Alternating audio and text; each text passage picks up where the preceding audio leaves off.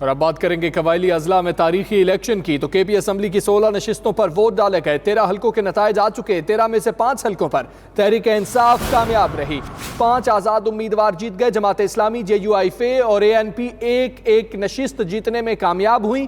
پی کے 100 اور پی کے 101 سے پی ٹی آئی نے میدان مارا۔ پی کے 109، پی کے 111 اور پی کے 112 سے بھی تحریک انصاف کامیاب ہوئی ہے، جبکہ 103 میں اے این پی اور 108 سے جے یو آئی فے کا امیدوار جیت گیا۔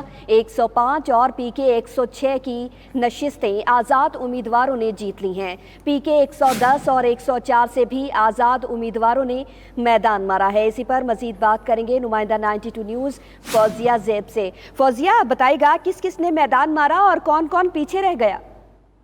جی بالکل، کل دیکھا جائے تو خیبر پختونخوا میں ضم شدہ جو قبائلی اضلاع ہیں اس میں تاریخ خاص دن تھا اور کافی پرامن و خوشگوار ماحول میں جو ہے الیکشن ہوئے۔ وہاں کے جو قبائلی عوام ہیں کافی جوش و خروش پایا گیا اور بھرپور طریقے سے جو ہے انہوں نے اس انتخابی عمل میں جو ہے وہ حصہ لیا۔ اور اگر دیکھا جائے تو خواتین کا ٹرن آؤٹ جو ہے وہ بھی خاصا اچھا رہا۔ یہ کہا گیا تھا کہ ہو سکتا ہے کہ قبائلی عوام جو ہے وہ نہ نکلے، مگر اس کے برعکس دیکھا جائے تو کافی جوش و خروش پایا گیا۔ تاہم ان کے نتائج کا سلسلہ جو ہے وہ جاری ہے۔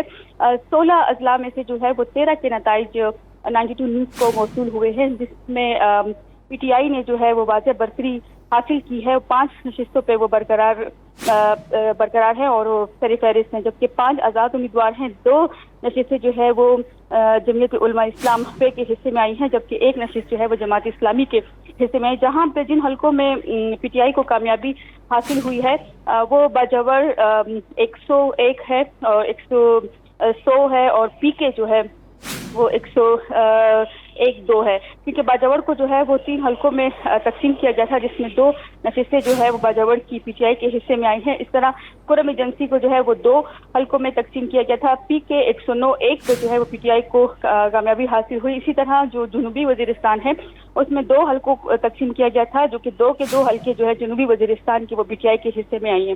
باقی جو ہے 5 آزاد امیدوار جو ہے وہ کامیاب ہوئے ہیں، جس میں ضلع خیبر ایجنسی میں تینوں جو حلقے ہیں وہ آزاد امیدواروں کے حصے میں آئی ہیں۔ جی ٹھیک ہے، تینوں حلقے آزاد امیدواروں کے حصے میں آئے۔ بہت شکریہ فوزیہ سے۔